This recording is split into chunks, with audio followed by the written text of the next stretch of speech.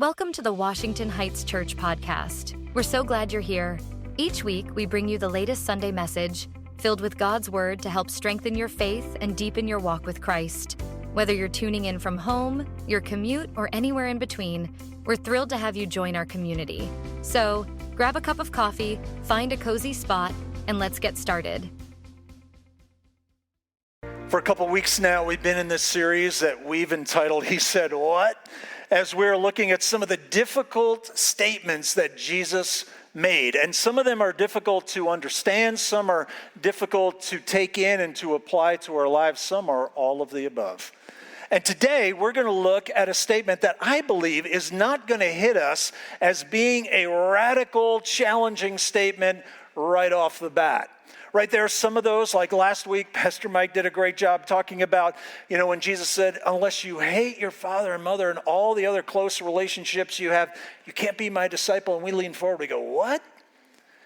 Several weeks ago, we looked at where Jesus said this, where he said, all the sins can be forgiven, but there's one sin that God cannot forgive. What is the unpardonable sin in that one sin that God says he cannot forgive? What is that? That causes us immediately to lean forward. But today, I think we're going to see this passage here and see and hear what Jesus says, and we'll go, I'm not sure why that's really radical. Because this requires a little bit of translation on our part to understand just how over the top Jesus' claim is on this day. So let's read through this, and then we're going to break it down together when Jesus is going to help us understand how he said, I'm the final temple. This is out of John chapter 2. When it was almost time for the Jewish Passover, Jesus went up to Jerusalem. In the temple courts, he found people selling cattle, sheep, and doves, and others sitting at tables exchanging money. So he made a whip out of cords and drove all from the temple courts, both sheep and cattle. He scattered the coins of the money changers and overturned their tables. To those who sold doves, he said, get these out of here. Stop turning my Father's house into a market. His disciples remembered that it is written, zeal for your house will consume me. The Jews then responded to him, what sign can you show us to prove your authority to do all this? Jesus answered them, destroy this temple, and I will raise it again in 3 days. They replied, it's taken 46 years to build this temple, and you're going to raise it in 3 days? But the temple he had spoken of was his body. Now, when we hear that, my guess is we might not immediately be leaning forward and going, that's shocking. But I guarantee you, to the people who heard it on that day, it was shocking. But what it requires us to do is to dive a little bit into the time and the place and understand why the temple played the role that it did and what Jesus was saying in contrast to the common understanding. So let me give you a little heads up of where we're going to be going. We're going to talk about the role of the temple, about how radical the claim that Jesus makes truly is.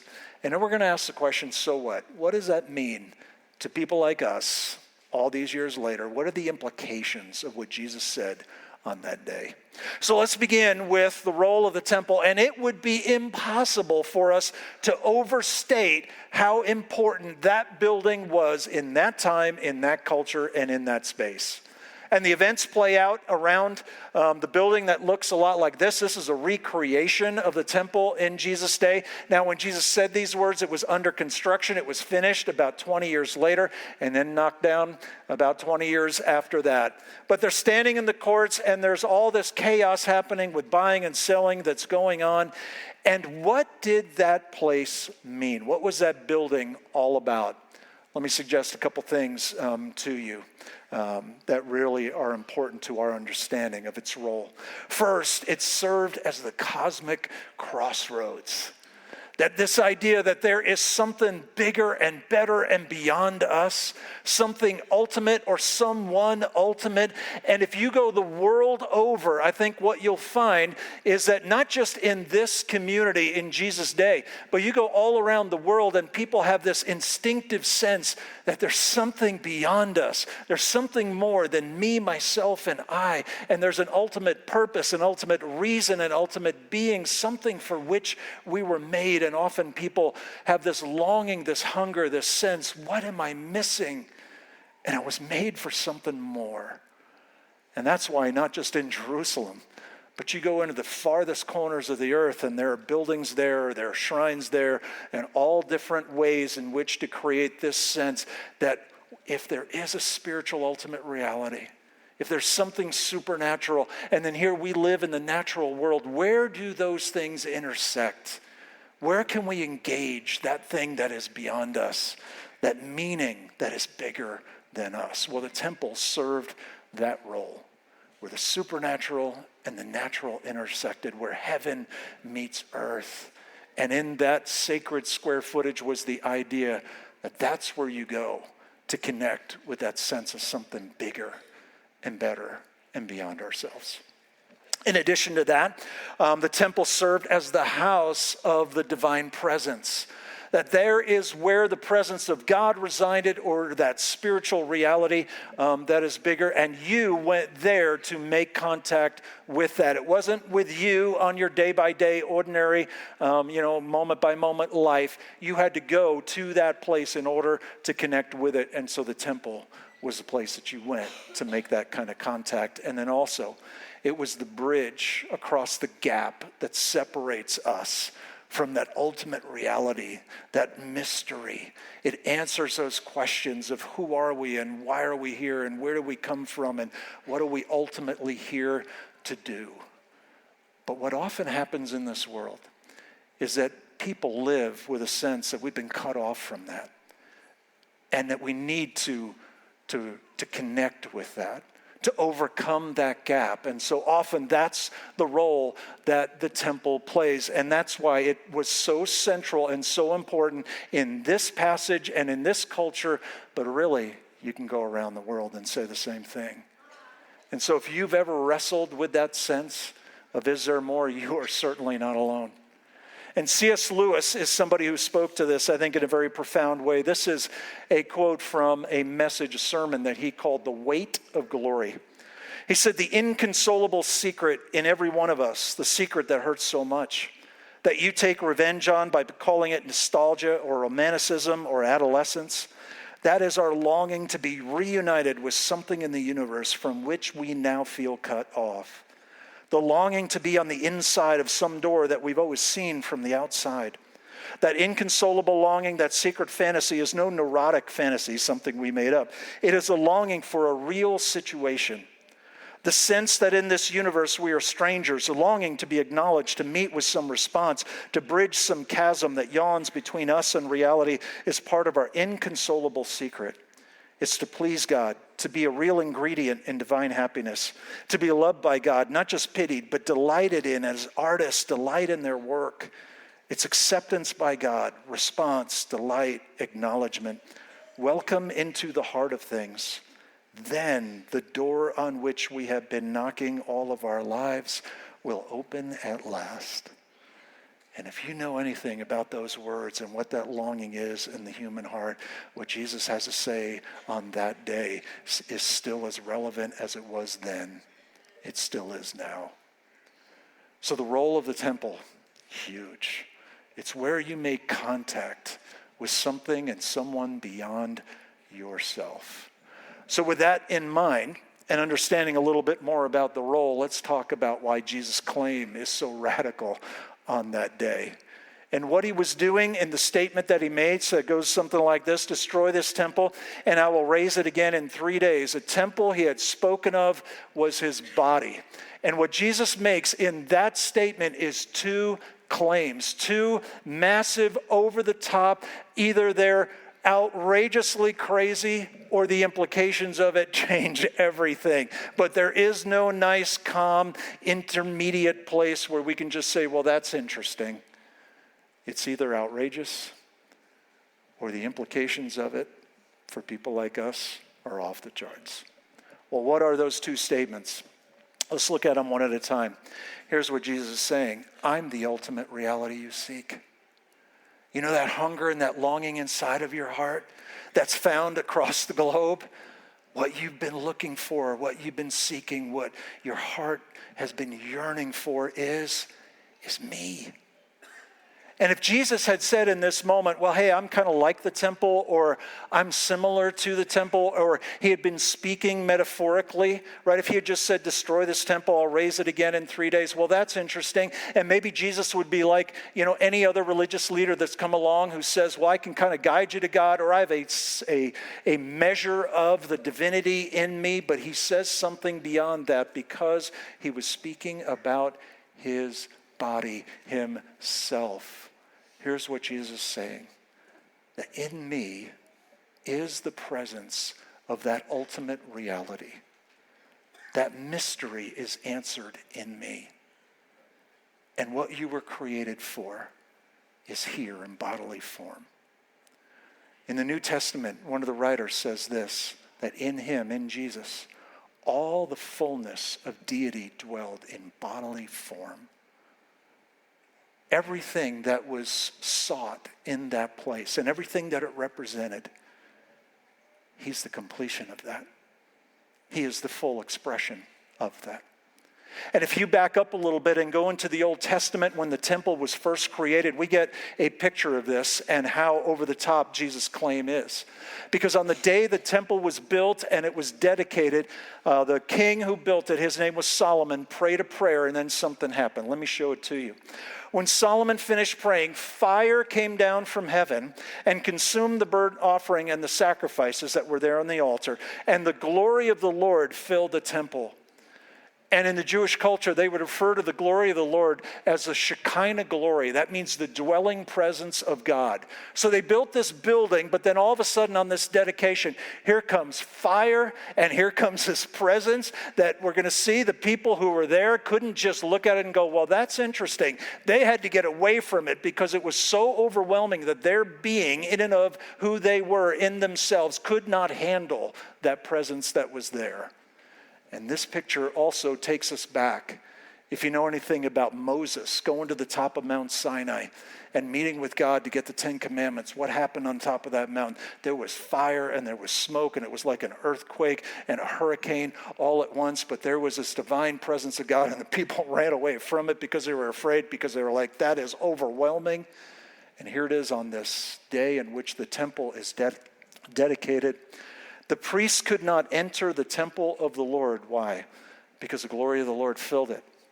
When all the Israelites saw the fire come down and the glory of the Lord above the temple, they knelt on the pavement with their faces to the ground and they worshiped. And you know what Jesus is saying on that day when he walks into the temple courts? That's me. And that is present in me, in my body. I'm not speaking metaphorically. It's me. Do we begin to understand how radical Jesus' claim really is? That everything the temple was about and all that it pointed to has now been fulfilled ultimately in him. So not only does he say that I am the ultimate reality that you seek, I'm the God who's on the other side of your search. I'm the God who's on the other side of that door maybe you've been knocking on and longing from, and you can see it from the outside. But if you open that door and got to the other side, Jesus is saying, I'm there. Here's what else he's saying. That I am the altar, the sacrifice, and the bridge across the gap. Right? Because in the temple, you would bring your sacrifice and you would make that sacrifice. You would pray. You would participate in the things that were happening there. But there was a lot that you needed to do with the expectation that God would respond. But now what is Jesus saying is that he is going to be the fulfillment of all of that pictured in advance. Because what was destroyed and then raised again in 3 days? It wasn't a building. It was Jesus. He's talking about his death and then 3 days later, his resurrection as he walked out of a tomb alive again. And so what he's saying is everything that's been pictured in the temple, where you can make contact with the divine, where you can experience that ultimate sense of your purpose and the ultimate reality for which we were made, and for all that comes along with it, to bridge that gap. That's what I'm here to do. Not only am I the God on the other side of that mystery, I'm the bridge to get you there. Because what I will do, I'm the sacrifice. I'm the altar. I'm the priest. And I will lead you to that ultimate reality that is a relationship with God. Jesus is talking about a different kind of temple altogether. And in saying this and recognizing that he is the fulfillment of all that I pictured, Jesus is making every other temple obsolete because what they were all to do were fulfilled in him. This is a unique claim that no other religious leader ever made, not even close. So either this is craziness or it changes everything. But the people who were there understood it to be an over-the-top, radical claim. So let's ask this question then. So what? What does that mean for us? What are the implications of that for people like us? Let me suggest a few things to you. It's the difference between do versus done. When we come to this passage, many times people will look at it from this perspective, that what Jesus was addressing and what he was driving out of there was the commercialism. People, were buying and selling, and they were extorting some money by putting, higher prices on things. And certainly that is an aspect of it. But really what Jesus is picturing for us in this moment and what he does is the two basic approaches when we come to an idea that there even is a God. There are a couple of different ways to do that, and it's pictured for us in the statement that Jesus makes. Stop turning my Father's house into a market. And there's the contrast, a market and my Father's house. Well, how's that a contrast? Right? The market was going to the temple and you had to pay a price to buy a sacrifice, and you had to bring the sacrifice. You had to take it in there, and you had to participate in certain ways. You were doing things with the expectation that God would do something in response. But now Jesus shows up, and he uses language that communicates intimacy and family. And he says, no, this is my Father's house. I will finish the work, but you've been invited into a relationship. And so if you in your life, if you participated in spiritual things, religious activities, but you haven't felt or sensed the intimacy of that, it just felt exhausting and empty and dry, it might be, because you have been trying to relate to God in a marketplace kind of relationship. Because when we do in order with the expectation to receive in return, we have now entered into a transaction with God. I've done my part, and now God, you do your part. But Jesus shows up that day and goes, that's over. And now the fulfillment of all of that is here. But I'm going to do the work. And you can come into my Father's house. And we can journey from there. You don't do something to get. You get to go there to understand all that he's done for you. So here's one of the implications of this. There can be people, maybe two people, sitting side by side in a room, the same room, with the same message and the same everything happening in that moment, but they can be sitting in two different temples. One person could be sitting in a marketplace kind of temple where the expectation is, I got to show up and I got to participate and I got to do the stuff and I got to, show God, that I'm really sincere, with the expectation that God's going to do something in return. And if you've ever, wondered, God, why are my prayers not being answered? Because I feel like I've done my part, but I don't feel like you've done your part. That is a marketplace transactional relationship with God. But maybe somebody's sitting in that same room right next to the other person. And they're there because they recognize he did it all. And I don't have to prove anything, and I don't have to do anything when it comes to God, because it's not about my work. It's about his grace and what he did for me. And so now I am trying to anchor in the depths of my soul the reality of all that God has accomplished on my purpose, so that I can live that out and live in light of that, and not ride the roller coaster of living in this world with the opinions of others, because the opinion of the God of this universe has been settled once and for all time. See, there's two different kinds of temples, two different approaches to God. So which temple are you in? So one of the implications is do versus done as we approach a relationship with God. Here's another one, implication. Jesus has the final authority. Right? Jesus walks into the temple and he starts turning over tables, makes a whip and drives people out. And the leaders who were there go, hey, show us a sign, to indicate whose authority you have to do that. Who do you think you are? So let me ask you this question. If I came over to your house today and I walked into your house, and what if you heard this from me? These curtains in here, they got to go. And this couch, I'm sure it was something back in 1988, but let's get that out. And this wallpaper, nobody uses wallpaper. That would be a weird exchange, right? For me to walk into your place, right? I'm a guest there. It's your place. You know what Jesus is doing on this day? When he shows up in the temple, he's saying, this is my house. I'm not a guest here.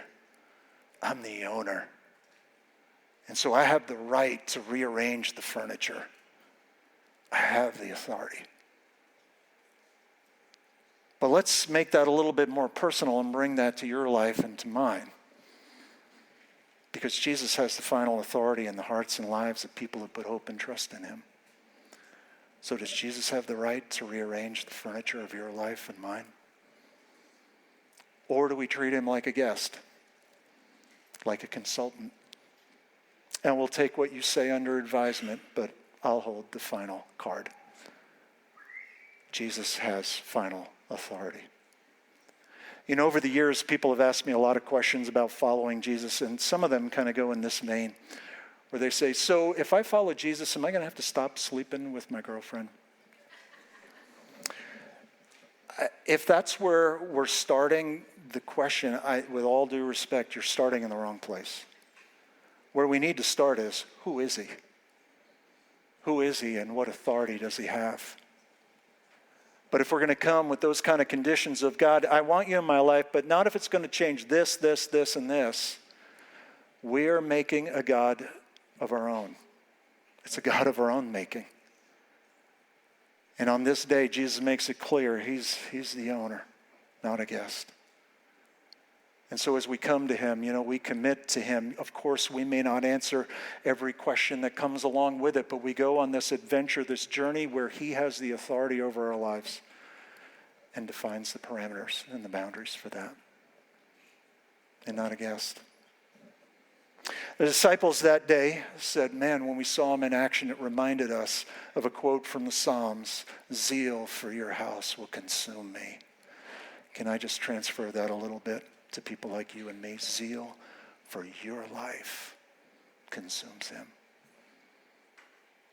But does he have final authority? Because he's the owner and not a guest. One more implication of this is a call to make room for more. Where these events play out in the temple grounds was referred to as the court of the Gentiles. And the Gentiles are people who are not Jewish, right? They were from other countries, often pagan sort of backgrounds. But God, in the very design of the temple, created a place for people who were searching, people who were seeking, people who were curious, people who were longing to satisfy that hunger in their souls. And there was a place for them to come. Now imagine if that's where the marketplace was. Could you even pray there? Because it was so loud and the stench was probably so bad. How did it get to that place? And a lot of commentators point to this, that the people who were on the inside, who didn't have to deal with all that, their basic attitude was, who cares? We're good. Let them deal with it. And Jesus drives those people out of that place. Why? Because everybody matters to God. Everybody. In Mark's account of this story, he adds this detail as he quotes the book of Isaiah. My house will be called a house of prayer for who? All nations. All nations. The heart of God is reaching to all people. Everybody matters to him. And you may ask, well, why don't we do temples anymore? Why, don't we have, those kind of same buildings that are built according to the Old Testament structure? Because the implications of what Jesus said on that day changed everything. There's a whole different structure now. So where is a temple? Let me break this to you. If you put hope and trust in Jesus, it's in you. That we are being built up into a spiritual house, a holy priesthood, offering spiritual sacrifices to God through Jesus Christ. That's the radical implication of what Jesus said and did on that day. Jesus is the final temple. But let me ask you this question. We've asked it already. Which temple are you in? Are you in the temple where you do with the expectation to get from God? I'll do my part. Now, God, you do yours. Or are we in the temple where we just roll our eyes and wonder sometimes at who God is and what he's done for us, and try to work into the depths of our soul what that means so that it pours out of these lives of ours? Which temple are you in? What about the temple of authority, where Jesus has the final say, where he's the owner? Or are we trying to relate to God with our conditions and our sort of maybe prenuptial kind of ideas of, God, I want you in my life, but not if it means this and this and this? Which temple are you in? And if the heart of God is reaching out to all people and all the nations matter to him, is there room for that in our lives? Do we care about the people that matter so much to God and create space and invite them to experience what they were made for? Which temple are you in? Would you bow your heads together with me? So God, we are amazed at who you are. And Lord Jesus, you came to show us ultimate things. The ultimate things that in this world we, for a long time, just assumed we don't need those spiritual things anymore. We'll figure out all the answers with reason and with rationale, but here we are still hungering and longing for that connection with you. And God, you told us what we were looking for. What we were made for is you. And thank you for opening the door to a relationship with you. And now, God, do your work in us and through us in ways that shows us how you have finished the work. And we got nothing to prove. But help us to draw close to you and to live out the reality of what this means. Not with an expectation of what you will do in return, but because of who you are and all that you've done for us. Lead us in that direction, God, for your name's sake. We ask and pray in Jesus' name. Amen. We hope you enjoyed today's message. If you found this sermon meaningful, please subscribe, rate, and leave a review. Your support helps us reach more people and spread the word. Stay connected with us throughout the week by following us on social media at Washington Heights Church on Facebook and Instagram, and by visiting our website at whc.faith. For more information and additional resources, check out the podcast description below. Thank you for joining us. See you next week.